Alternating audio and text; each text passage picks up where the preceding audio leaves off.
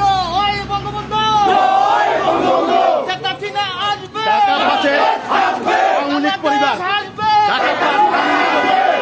হাজার হাজার নেতা কর্মী নিয়ে আজকের এই বঙ্গবন্ধু কন্যা শেখ হাসিনার প্রত্যাবর্তন এবং যত আওয়ামী লীগের নেতা কর্মীকে মিথ্যা মামলা অ্যারেস্ট করা হয়েছে তাদের নিঃশর্ত মুক্তি এবং